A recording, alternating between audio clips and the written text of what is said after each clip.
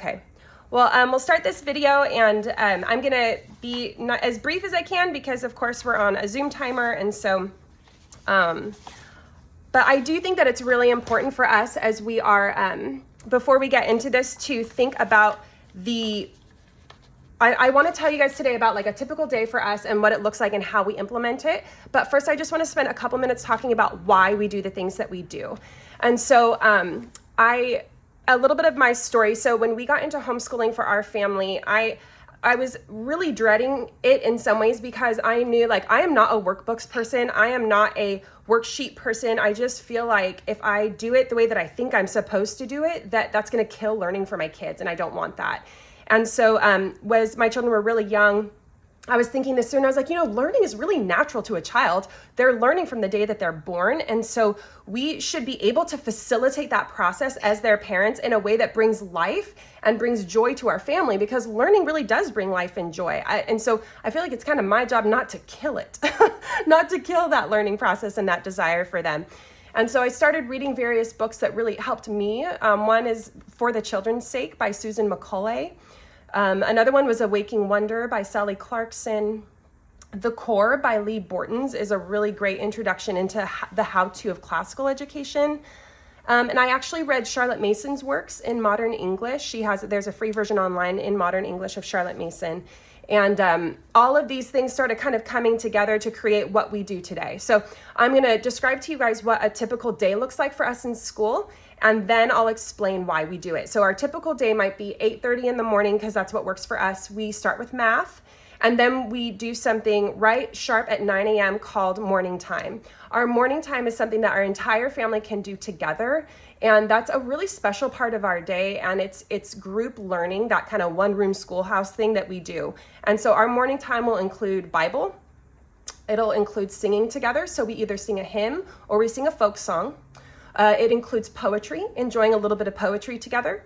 It includes something called recitation, which is where my children will recite kind of an age-appropriate either parable or poem or something else like that. They'll stand up in front of everybody. That's if you have children with kind of speech delays or anything like that, it's an excellent way to help them practice diction and reading out loud in a supportive environment. And then we'll do our CC work at that time. And then we will also read a story together, whether it's a Shakespeare for children or a science story, like a story about science, or Pilgrim's Progress. That morning time together takes a max of 45 minutes. It doesn't take any longer than that. We stop it at that point.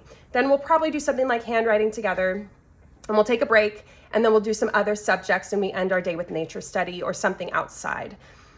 Okay, so that's what our day looks like, brass tacks, but I want to explain to you now why we do it that way. And I'm going to show you a diagram here that for me, this has been putting together a lot of the stuff that I've been thinking about for a while. You guys on the recording won't have this, but I can give it to you. So can you guys see that?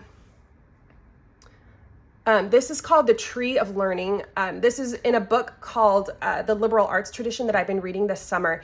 And this tree has been significant for me because I think that as parents, we have this idea in our head of what a fully formed child should look like, and this describes it really well.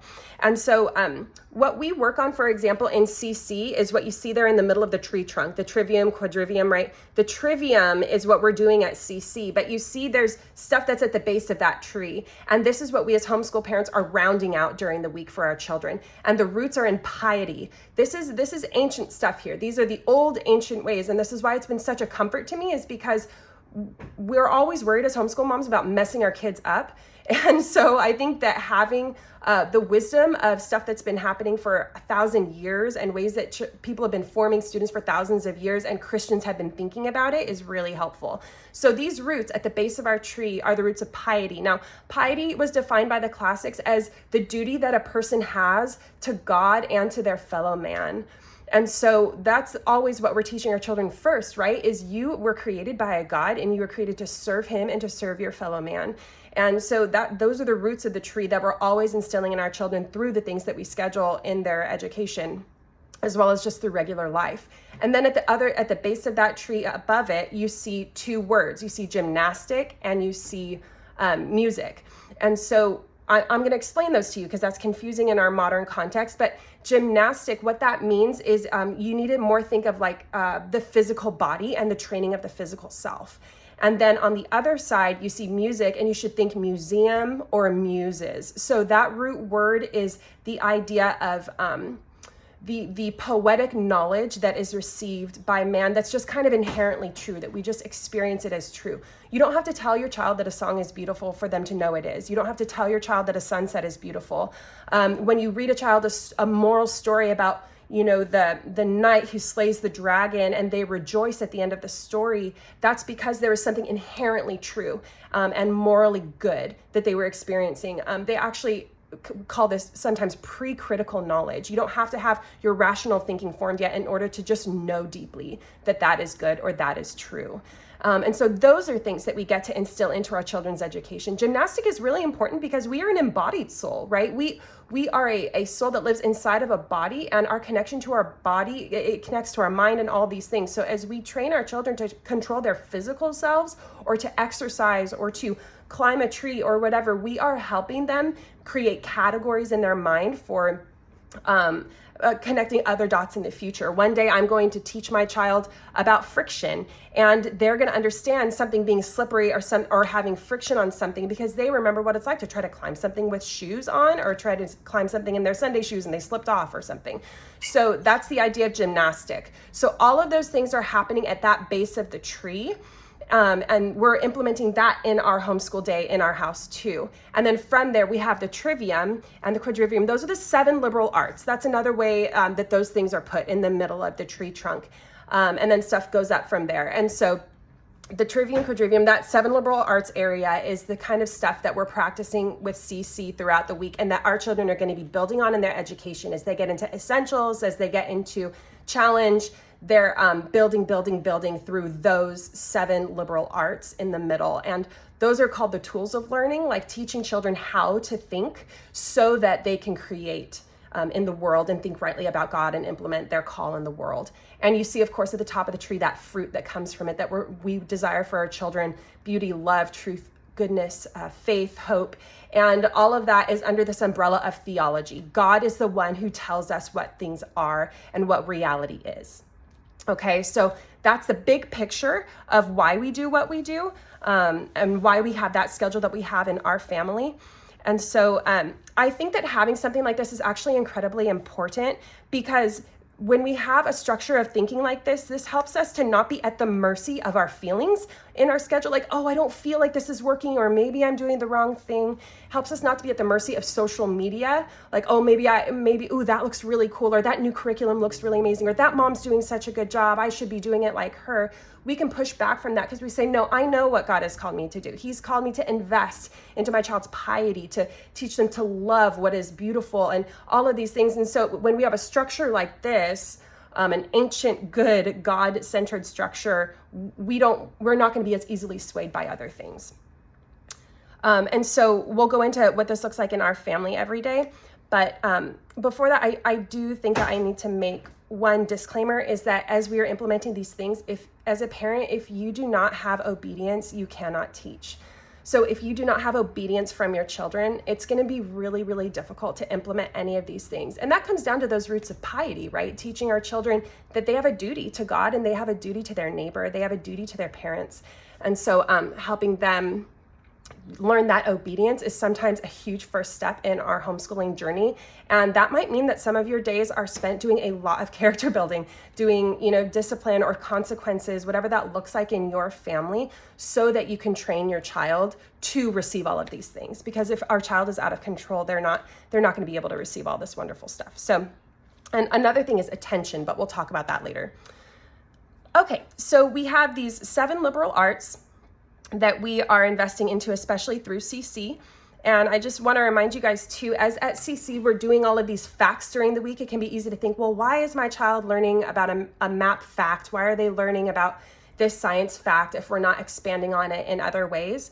And we need to keep the big picture in mind and the long run in mind. By us giving our children these different pieces, they will put them together in their time in a way that's really awesome. And all of the subjects serve one another. That's something that we believe in classical education, is that there's one truth, and all things ultimately culminate with God at the center, and he has created all things. In him all things hold together. So for example, the reason that we work on things like history and seek to invest into that over time is that history will help us gain wisdom and gain humility when we learn to pair it with, understand it in terms of piety and my duty to God and my duty to man. And we use logic to think, okay, why did that thing in history go wrong? What do we see now? What does God's wisdom tell us? And all these subjects start to serve one another.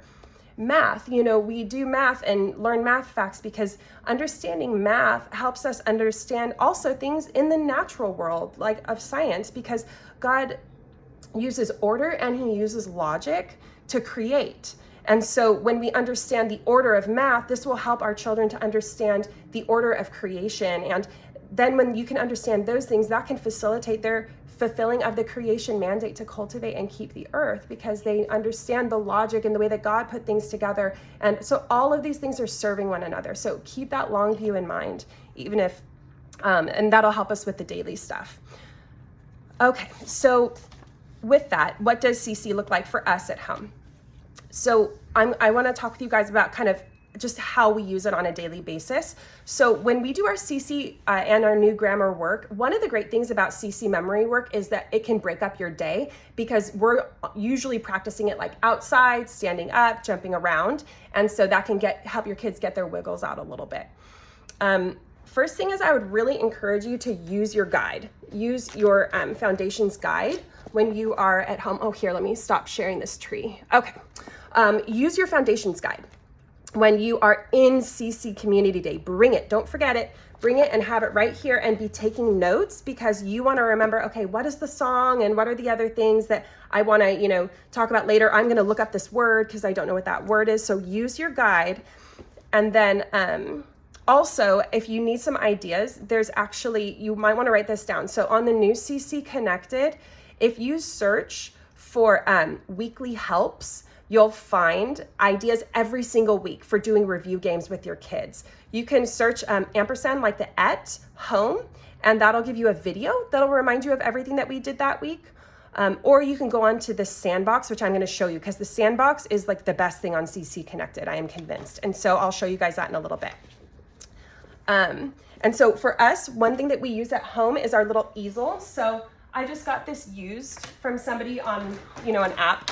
But this is our little easel, and it's a whiteboard. And so I, every week, fill out on Sunday evening, I'll fill out the memory work for that week that we're working on. Or for you guys, we would probably, do it, whatever your community day is, right? That's when you would do it, fill it out that day.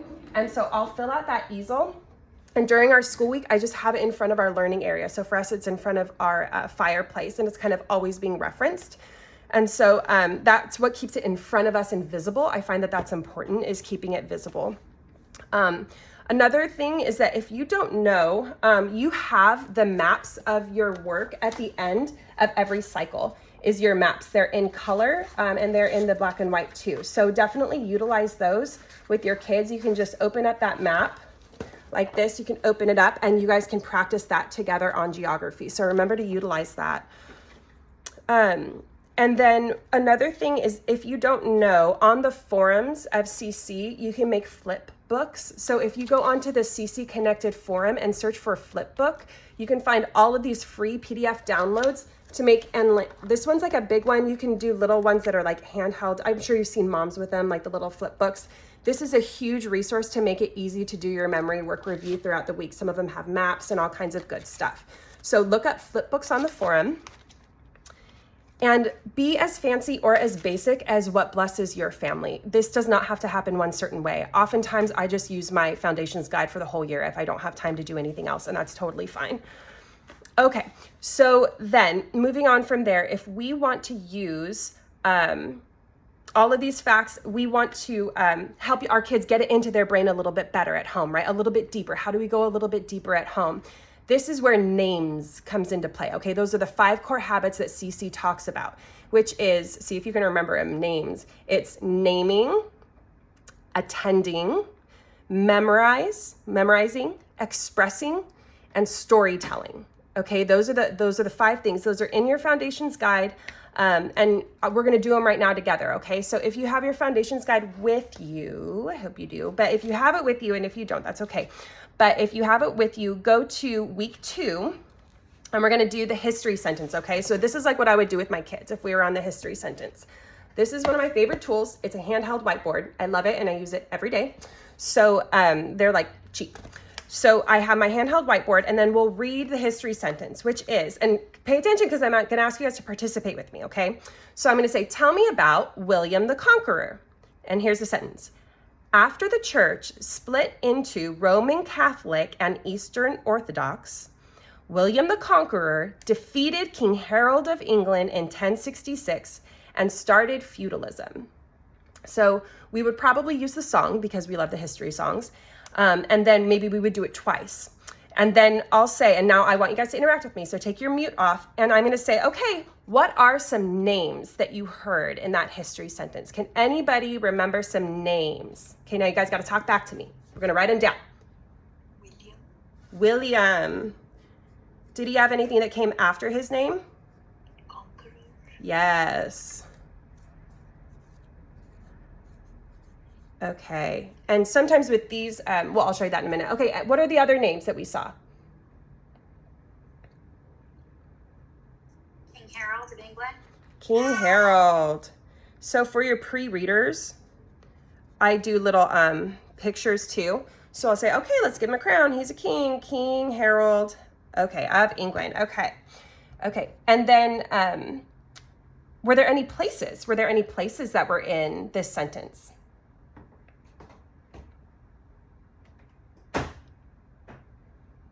England. England was a place.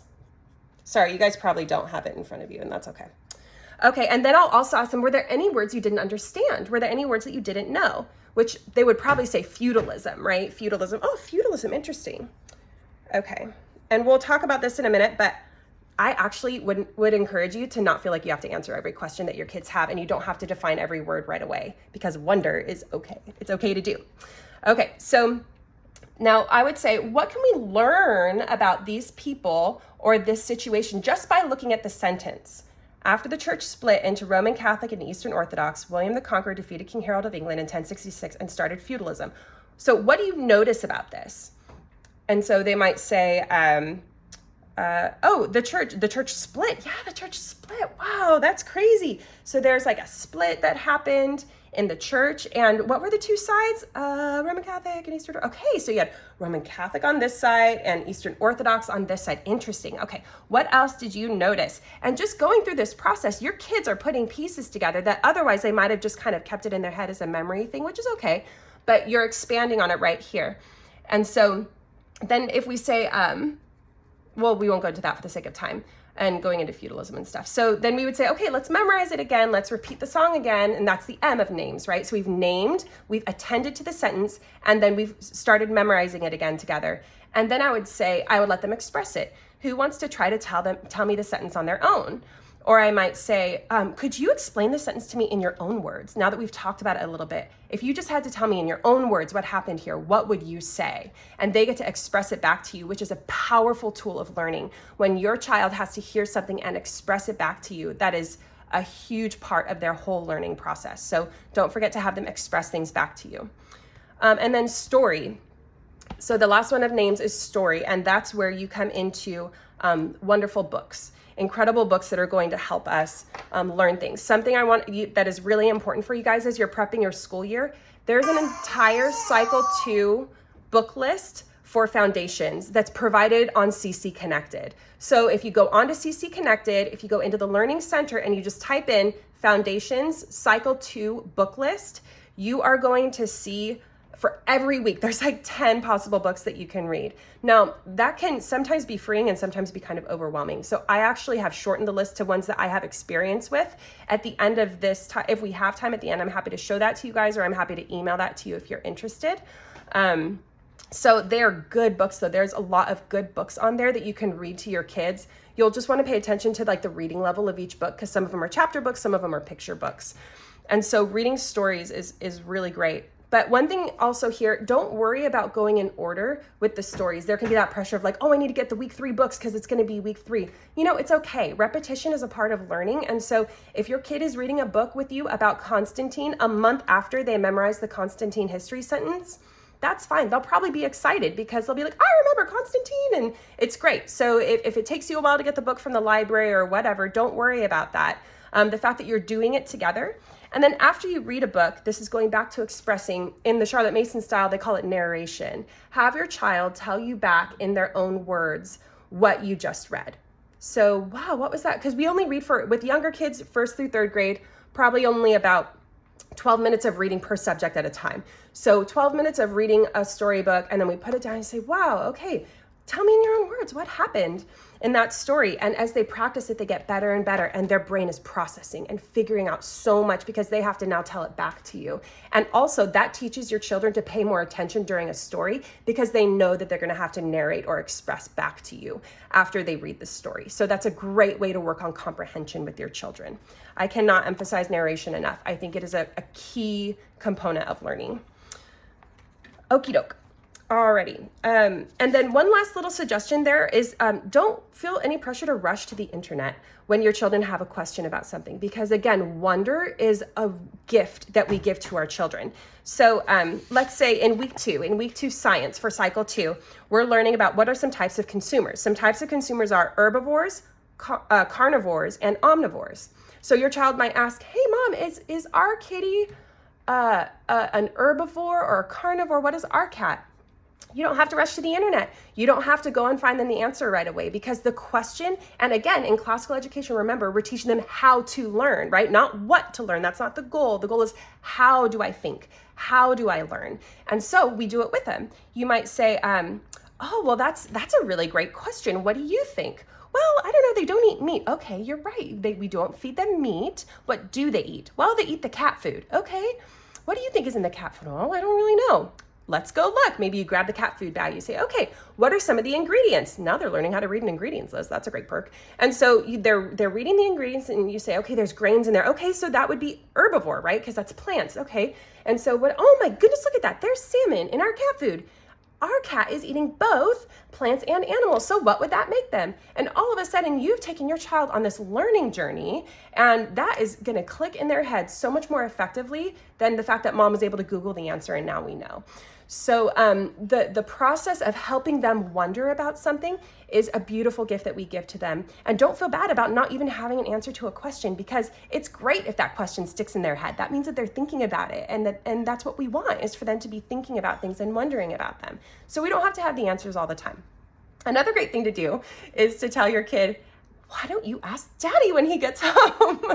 Because that's a great way to involve your husband in the process. So that's another little tool.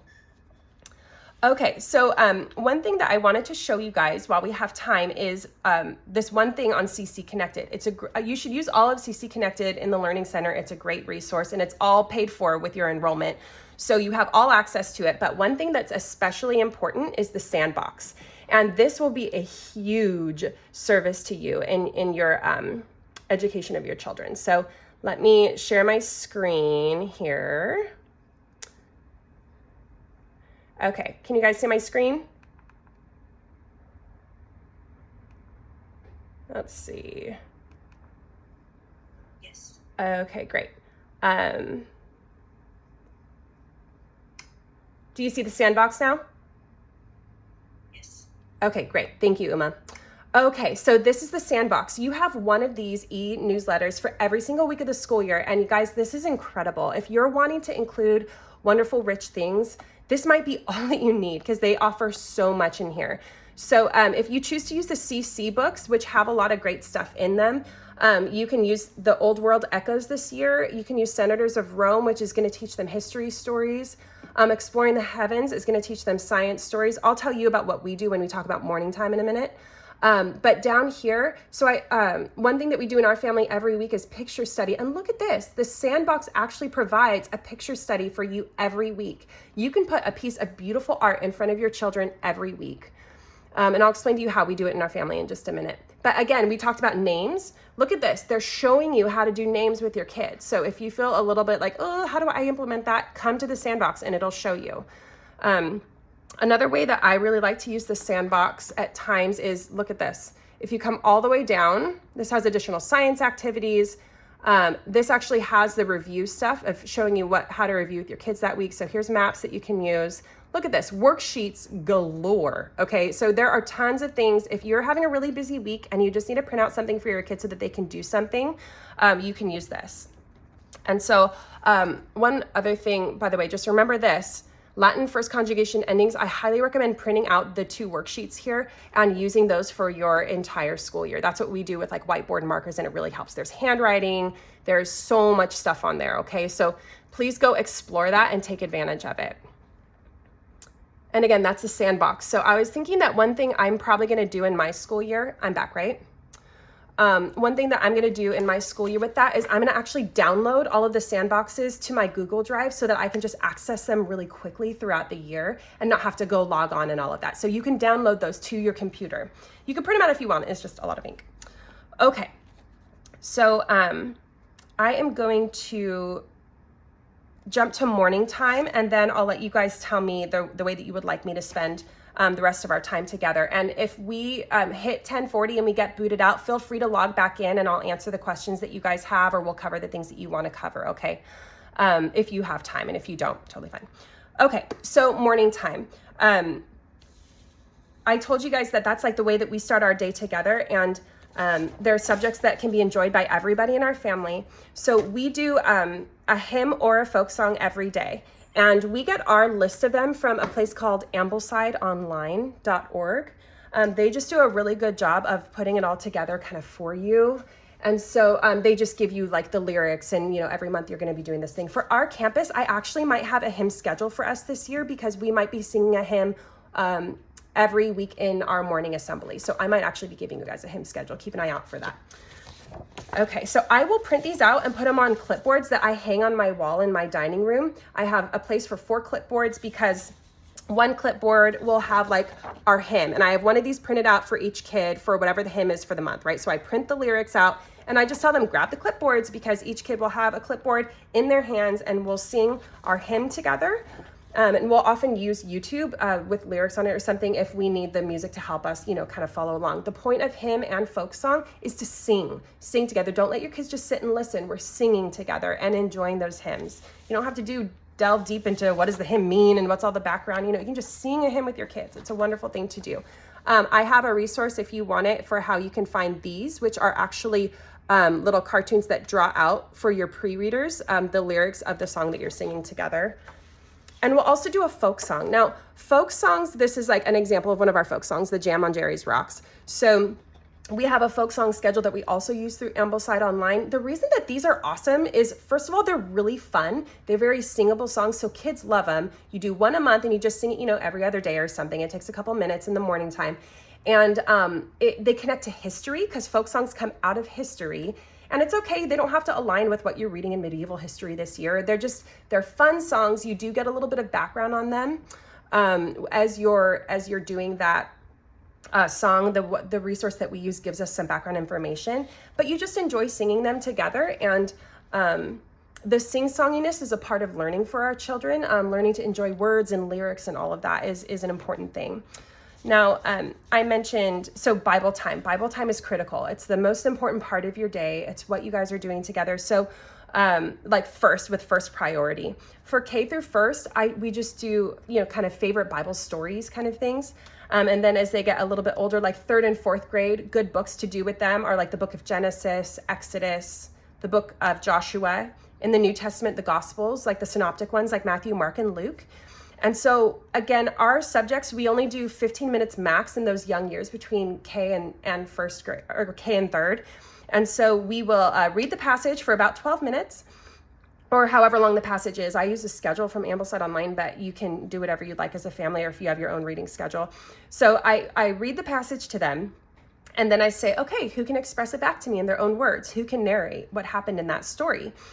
And then after they do that, we discuss the story and we pray. Simple as that. And then we move on to the next thing. For poetry, some great poetry books for young children are things like A Child's Garden of Verses. This is a great one, and you can just do one a day. And the point of reading poetry is to just enjoy it. You know, what stood out to you in that poem? What line did you think was really funny? What line did you think was really pretty or interesting? What gave you a picture in your head when you heard it? What was the picture that came in your head after we read that poem? Just enjoy it together. Poetry in the young years helps us enjoy the sound of words and the beauty of language and of creative thoughts. Falling in love with words is deeply assisted by simply enjoying good poetry. So find good age-appropriate poetry for your kids.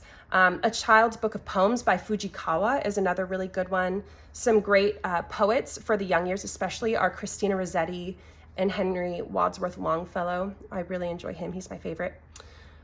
Okay, and so going into Shakespeare, I'm just going to really quick say, I think it's wonderful to expose our children to the stories of Shakespeare when they're young because it's a critical part of literature.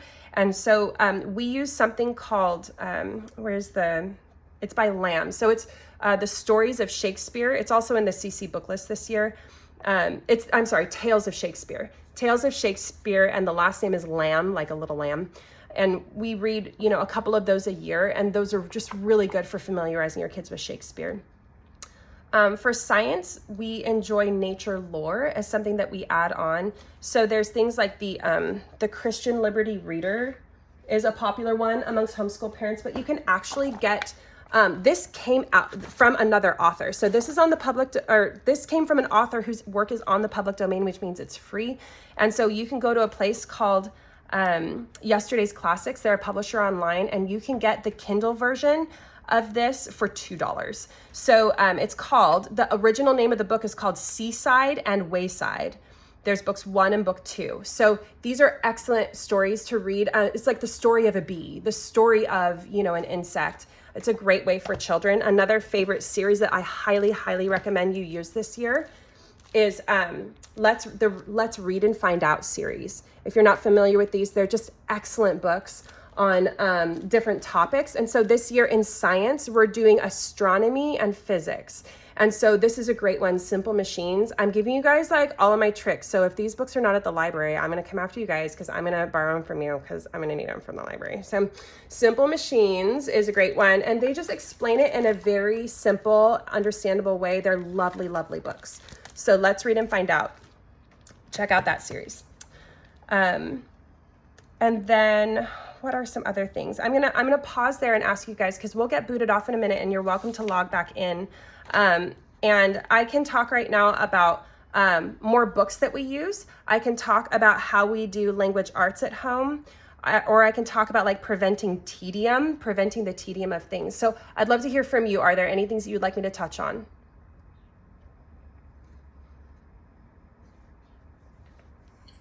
What curriculums do you use for the different subjects that you teach? I do not use curriculum. I use really good books. So, and that's because, again, going back to the very beginning, I really believe that what we need before we use a curriculum is we need a philosophy. We need a philosophy of education. And so what we will do, I get a lot of the books that I use from Ambleside Online because they have a really great list of what they call living books. That's a term that was coined by Charlotte Mason, but it's actually the way that the whole classical model chooses books too, which are good classical books. And so really essentially we're using books that were written by experts who were passionate about the subject. And as every time, let's say for our science, right? Because we do an experiment at CC, and then for science, I will add on the Simply Machines book, or I'll add on a nature lore story, and we'll read one of those stories, and then we're using names, basically. We're using the, naming, attending, expressing, that whole thing to process through that together. And that's where the learning happens, is as we're reading a good story and then as we're processing it together. So I use a schedule of books. I definitely have accountability of a schedule of books that I use, but our curriculum is from amazing people who have written amazing books. And so we read those books and we go off of that. Does that make sense?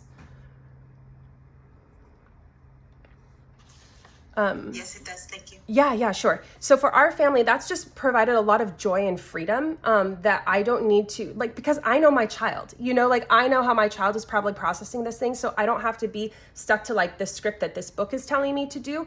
I have a philosophy of how to help them learn. And I go through that practice with them and the learning happens. Okay, so. This is Erica. Hi. Nice. What do you do when you have a child who is not in a space to listen and to follow directions? And if you stop to focus only on their behavior, it all falls apart with everybody else. Yep. But yet, if you have them go somewhere else in the house, then everybody else wants to go with them. And what do you do if this becomes, a habit where it's happening more than say 2 times a week on the 4 days that you're home? Yeah. What do you do when you're just really struggling with The behavior.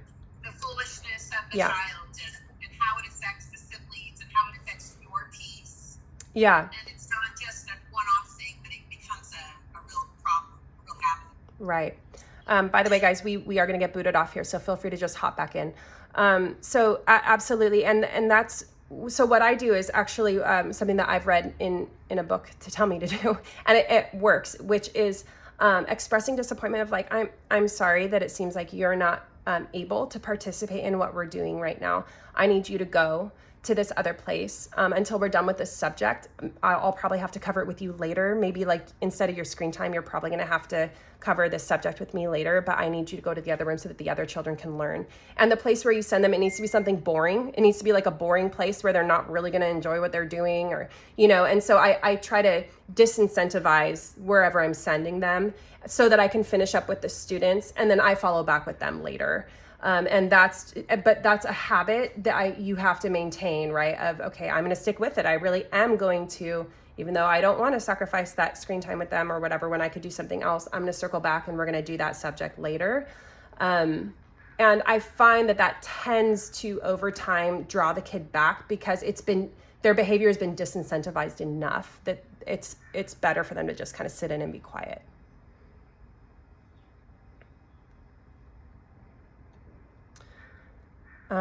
Okay, great. It looks like we haven't stopped yet for some reason. We're not kicked out. So I'm just going to keep on going. And then when we are booted, we can just hop back in, okay? So I think one thing, just because we're on that point, is preventing tedium in your school day. So how to keep like our attitudes up and how to keep us kind of moving along the day. Because it's really hard, to keep on maintaining this year in and year out. It's a lot. So one thing that I really suggest is about the amount of time that you take on each subject. I think is really important because we want our children to enjoy the learning process, and part of that means not exasperating them.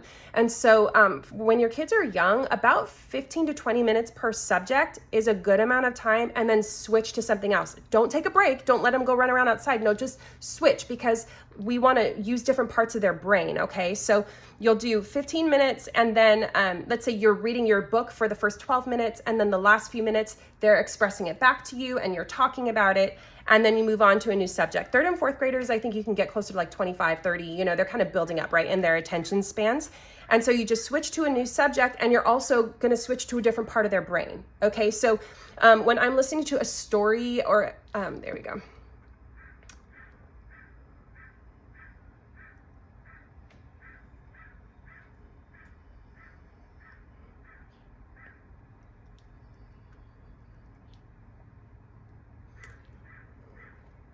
Coming back in, we're coming back in. All right. Got a few coming in.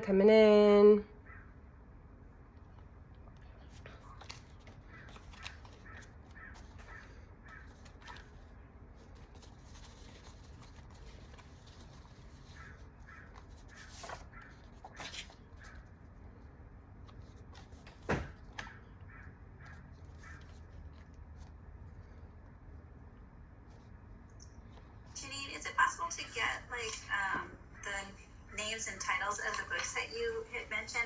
Absolutely. And then the picture of the tree, Yeah. that came from that book that you're reading, the Liberal Arts Tradition book. Yes. That diagram came from that tree. Did you happen to find that book at the library, or did you have to buy that book? I had to buy it. That one's an investment. I had to ask my husband before I got it. It was $25. Yeah.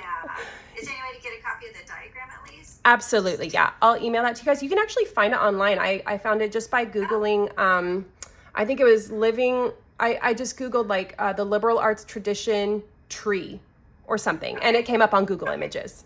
Oh, great. Okay. Yeah, isn't that great? Yeah, and then you mentioned about the 4 clipboards that you use, and I guess I got stuck with the first one was one clipboard has the hymns on it or the folk song. Mm-hmm.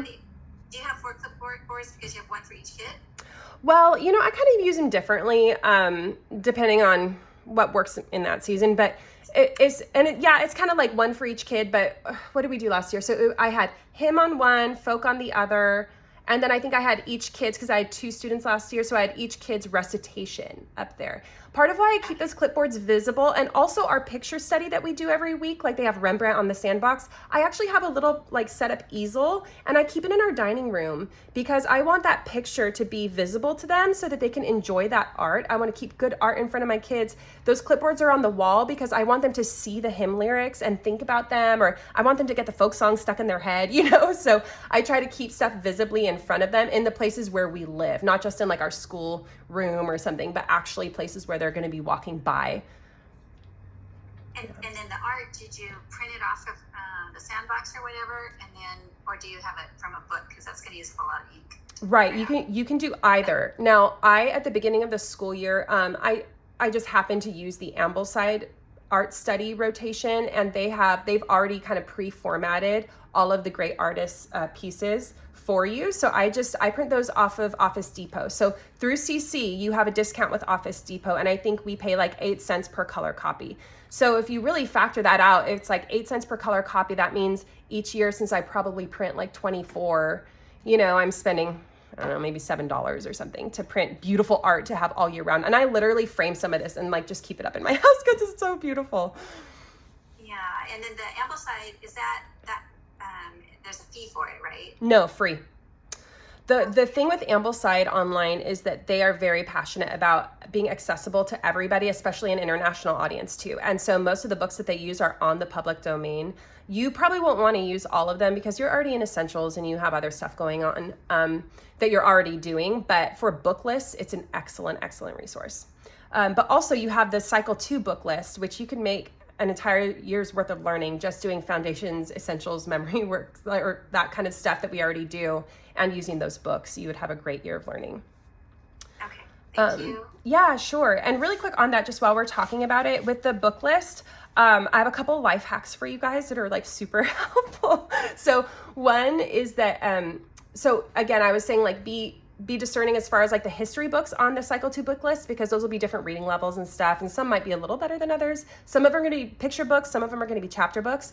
The science books in general are great on there. Those science books are really good. So I would say get all the science books from the library if you want them. And then Let's Read and Find Out is really great for science too.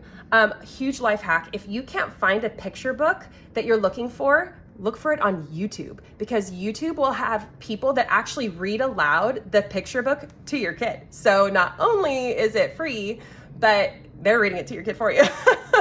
So we do that, which is really fun. And sometimes it's just a nice break to watch a picture book with your kid and then talk about it with him. It's you get to kind of enjoy it together. A couple other book recommendations that I have for history. A lot of people like Story of the World, and that's what CC recommends. For this year's history, I love the book Our Island Story by H.E. Marshall. She wrote history for children in a way that was really good at making it a story. And you can pick key chapters out of there that you want to read with your kids about, Richard the Lionheart, or, those different types of stories. They do a great job. The first chapter in that book is worth the price of admission. I just get it on Kindle for $3. You can read it for free online. But it talks about the history of Britain, kind of the myth and history of Britain. It's really fun. Another great one for using as kind of a spine, and what I mean by that is it's a one history book that contains all of history so far, is a book called A Child's History of the World by Hillier. It's a one-time purchase. It looks like this. Where's my Hillier book? And he does such a fabulous job of, again, writing for kids. I love people who write history for kids. They just do such a great job. And they're short chapters, and you would just, again, have your kid narrate back to you, like, express to me what happened in this and what are some of the names, and write them on the whiteboard. The only disclaimer that I would make is the first chapter is just kind of weird because he tells this story of how the world was formed, and if you're really uncomfortable with the idea of evolution, it's very like imaginative and kind of odd. So just skip the first chapter. It's a total outlier. The rest of the book is amazing. So that's the thing with great books. Sometimes you got to throw out a chapter and the rest of it's awesome.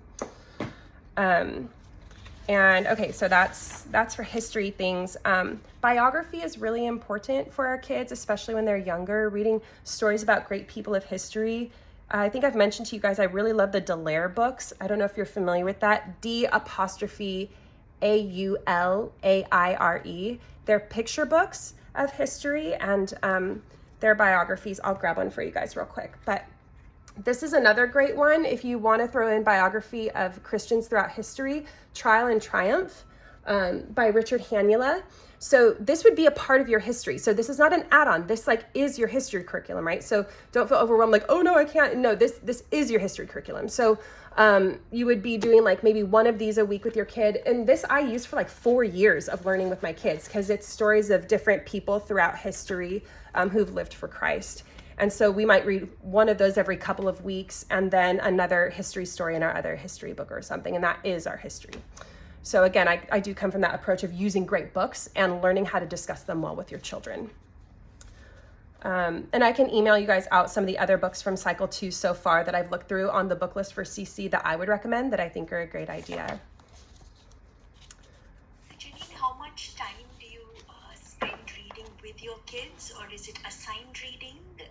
So is it a mix of read alouds, audiobooks, and you reading with them? Or yeah, that's a great question. So when they're in like K through second, I read everything to them. And so one of the ways that I schedule that out, just to mention the whole scheduling thing, is that again, morning time you're doing together, which that's a lot of your homeschooling day is in that one morning time for our family.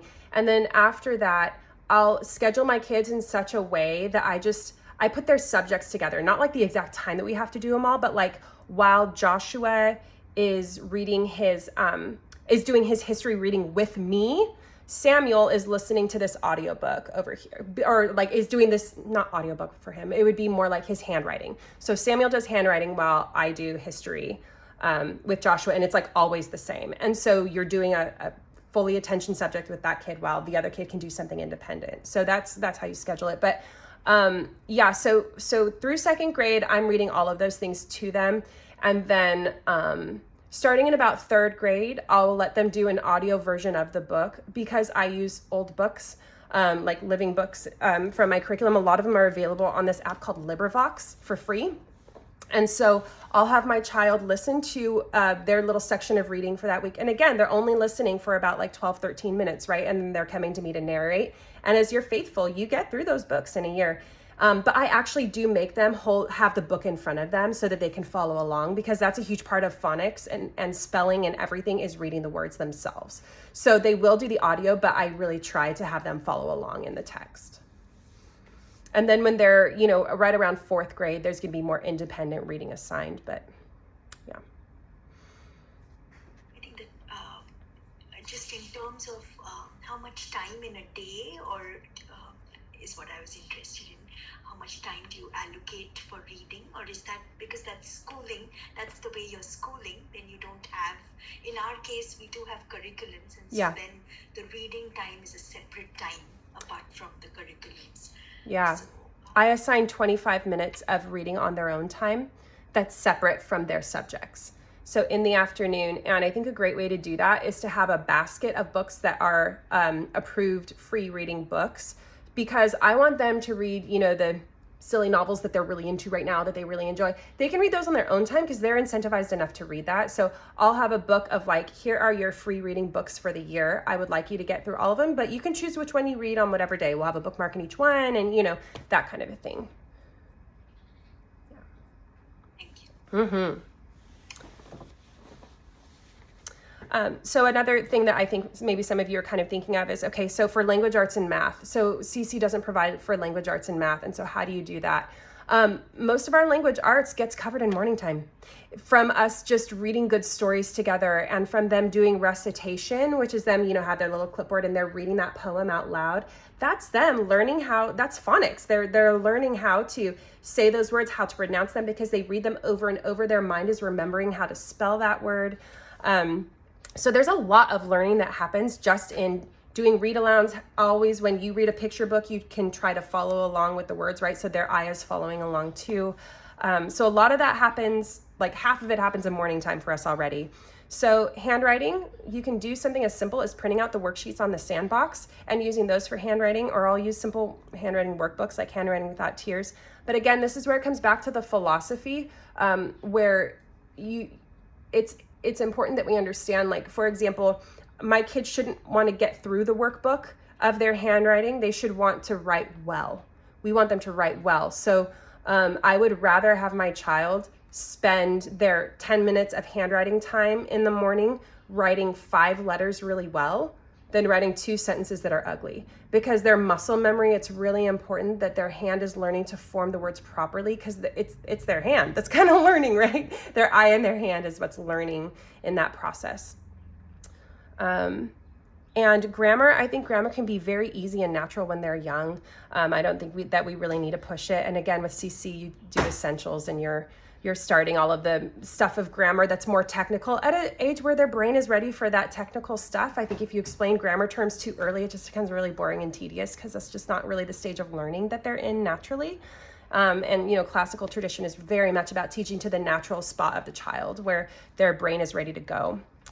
For phonics programs, I know some people really like the games and the other things. We value phonetic learning, and from there I use open and go programs with my kids. So we use phonics pathways. I know that Explode the Code is good, and I know there's other ones.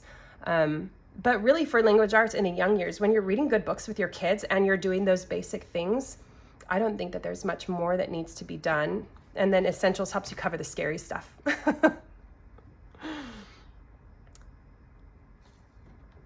Okay, so the last one I guess would be, let's see.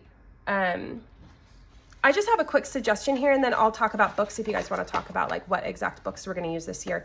One suggestion is that if you or your spouse is concerned about learning standards, like are we hitting the standards that they need to be learning? I don't know if you guys know, but you can get like the California school standards for your kids for free online. You just Google it and it'll show you the grade standards and what in a public school, what they would be learning in all of those ways. And so if you're ever concerned about it, you can just reference that and you can find a good book on it. Again, that's a lot of the ways that I'll choose our extra science books during the year for the Read and Find Out series is I'll be like, okay, they're supposed to learn about forces this year or magnetism this year. A lot of that gets covered on our CC science parts, but the parts that don't, we just get a good book about it, read it, and talk about it. Okay, so now when it comes to books, I'll spend a few more minutes talking about that, and then I'll probably let you guys go. But there's a couple subjects that we haven't talked about yet, and one thing, okay, 2 things here. One is reference books, and the other one, I want to show you my geography books. So having good reference books is really important, and this is where your also science will come in. I haven't even talked about nature study, but nature study is important, not just because getting outside is important, but a huge component of learning science, according to the classical tradition, is learning to observe the world around us. Lee Borton's had this great quote in the core. I don't think I have it in front of me, where she talked about they were on the beach, and at the beach they search for shark teeth because they're on the East Coast and there's a lot of shark teeth on the beach there. And she said, you know, the thing about shark teeth is that you don't even notice them when you're walking until you do. Like you find your first shark tooth and you're like, oh, well, look at that. That's a shark tooth. And all of a sudden you see what it looks like, what it feels like, and kind of the color of it against the sand. and you learn to look for them. And all of a sudden you're finding shark teeth everywhere on the beach because they're actually there, but you have to learn to look for them. That's a huge value of doing nature study with our kids, choosing one thing every term that's like, okay, we're going to learn about trees this term, and we're going to get some books on it. We're going to get some guides, like nature guides are really important. Get a Northern California nature guide so that it'll help you identify things that are in our area. And the more that you learn to observe, the more you will observe. And that's really important for furthering our child's understanding of science in the future, is just teaching them to pay attention and to notice things in nature that are going on. So get good reference books for nature and nature study and things, ones that you actually like, that you'll actually use. Another one is if you do end up doing some history based on England and like medieval history and stuff this year, a book like this is a great reference book. It's the Kings and Queens of England and Scotland. And for us, while we go through our island story, it's a very simple reference book. It like has a picture of each king or queen, what they looked like, and it just goes in order. So when you're reading history, sometimes it's kind of hard for kids to not have a picture to go with it in their head. And so we use this really just to give them a visual reference of this is what this person would have looked like. It really adds to the study. Another thing is having a good historical atlas, I think is really important. This is my favorite in the world. It is so good. The Kingfisher Atlas of World History. I got it, I don't know, for $19 off of Abe Books. I really recommend that site, abebooks.com. It's a used book site. You can get your books so cheap on there. Don't buy them new if you don't have to. abebooks.com. The Kingfisher Atlas of World History, because whatever period of world history you're in, like remember last year we did the Aztecs and the Incas. There's a map here, and it has cool, interesting pictures for your kids, and they'll make more and more connections.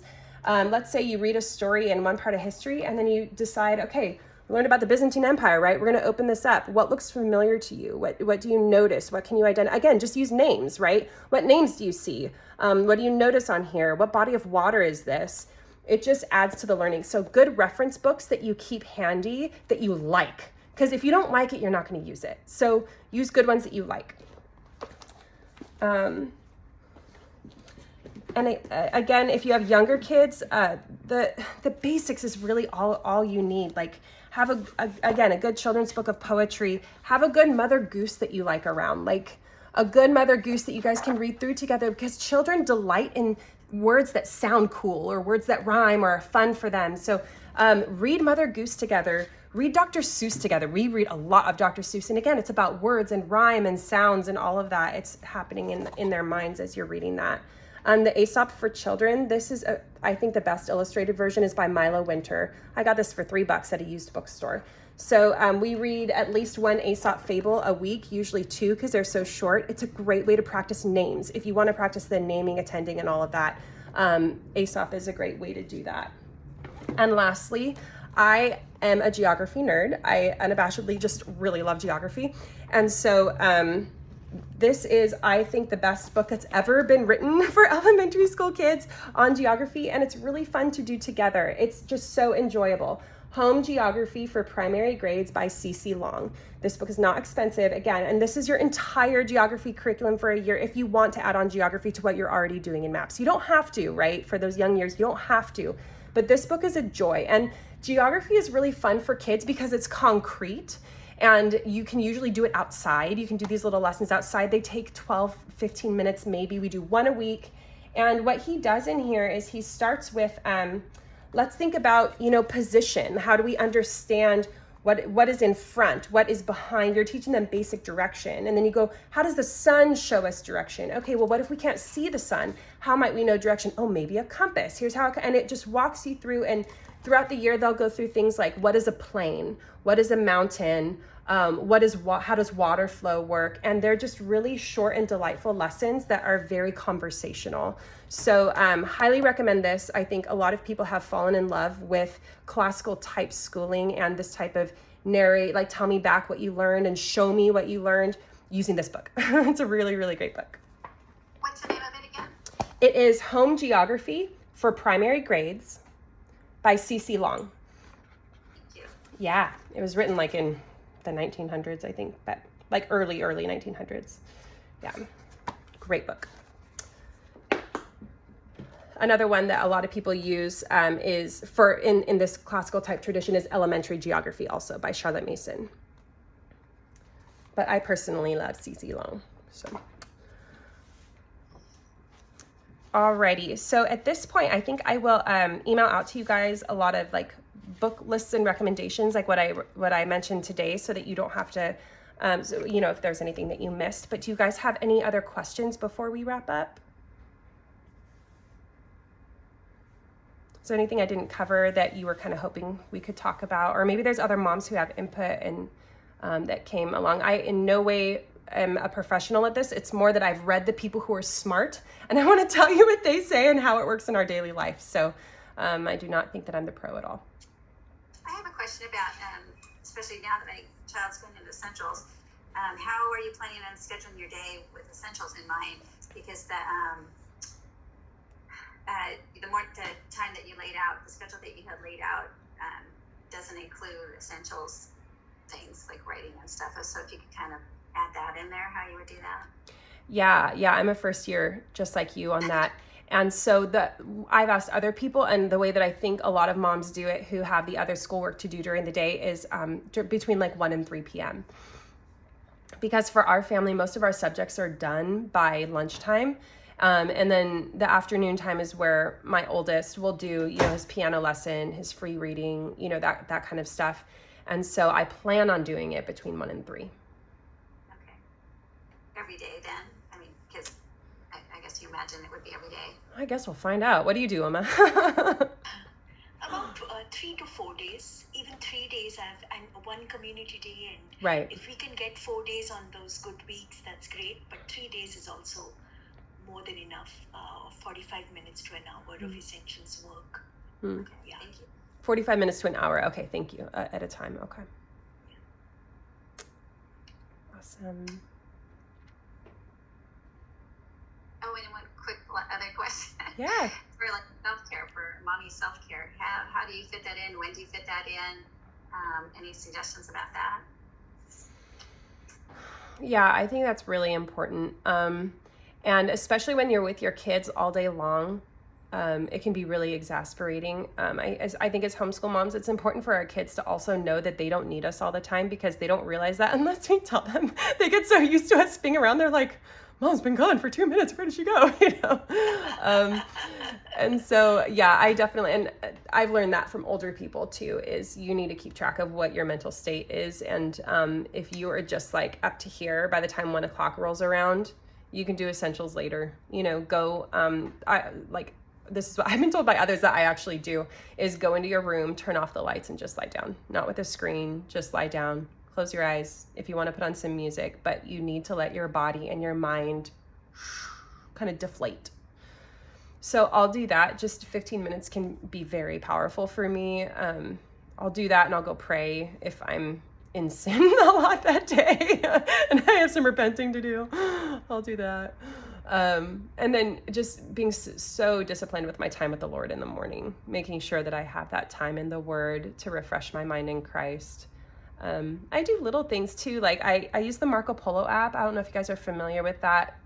You send video messages to friends, use it through their phone number, but you can just watch them in your own time and respond in your own time. It's just video messaging back and forth, little things. And I do that with my friends because that just keeps me happy. It keeps me like connected to my friendships. And so I'll be like, oh, I'm thinking about this thing today, or what are you doing for this week, or whatever, you know. So I do those little check-ins. And then you kind of do chores like just throughout the day, or just after? Oh, yeah. Yeah, so that's important. One thing that I've also learned is that when we need to be disciplined with our schedule as homeschool moms. Like, we need to understand that school time is school time. Our kids need to understand that, but we need to set the example ourselves. And so one thing that means for our family is that I try really hard to protect our school morning. I don't do any play dates during that time. I don't do other stuff during our school morning. It needs to be reserved for school. And once we start school time, I don't do chores until after lunch. So I have to have that mental discipline that even transferring laundry for me can, like, my kids scatter and, you know, so just that discipline of this is our time that's set aside for school, and I'll do chores with them before. They might have some chores that they have to do. before we start school. Like I have them clean their room. Our term is all 4 corners. So make your beds and check all 4 corners. So that means make sure your floor is clear even in the corners kind of thing. So we'll do that in the morning. They'll empty the dishwasher, things like that. But then, yeah, we don't do anything until basically at the end of the school day. And that means my house is messier. I'm homeschool mom. It's kind of messy.